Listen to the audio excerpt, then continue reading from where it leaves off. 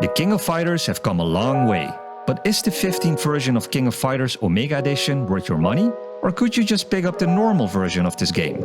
My name is RobinB360 and welcome to another video. If you are new to the channel, make sure to like and subscribe to see more of my content. Now let's continue. First of all, this is not the typical review about the game itself, but more so if you should spend the extra cash on the King of Fighters Omega Edition. And at the end, I have a very important note, which you absolutely don't want to miss. So make sure to watch the entire video. That being said, the first thing that stands out is the box size of this edition. It's huge, but the main reason is that this version is packed with a lot of stuff. On the front, you have some amazing box art, where we see some familiar faces and some new ones. But on the top, we can also see the PlayStation 5 logo and the red bar with Omega Edition on it.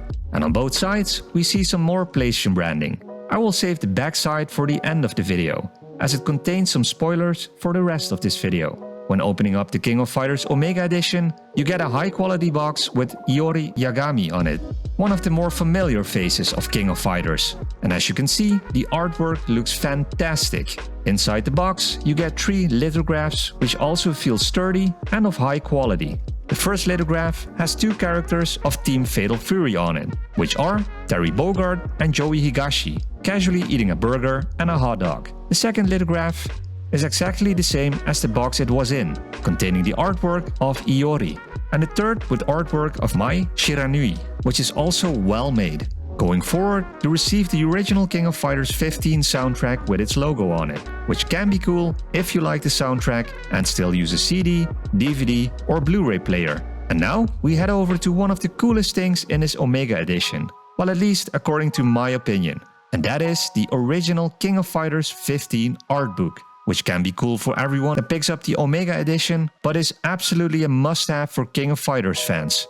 I won't spoil everything in it, but as you can see, you get a high-quality art book of 119 pages with an art gallery. Here you can see all the characters with their color variations and character profiles, which is great to get some background information about them. You also get artwork about various creative stages, the original concept art, but also some cool storyboards. And on the back, it closes off with the SNK logo. But it doesn't end here, because it contains the original game.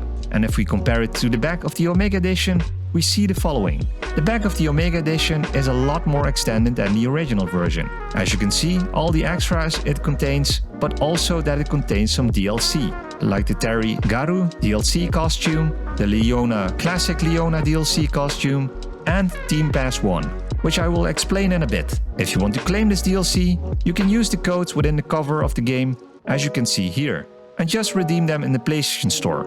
Just keep in mind that the add-on content will be available when released.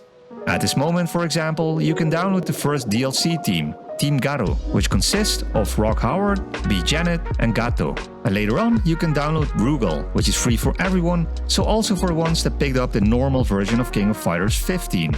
And later on, you can download Team 2 if you bought this Omega Edition. To add some more info, Team 2, which is Team Southtown, consists of Geese Howard, Billy Kane and Ryuji Yamazaki.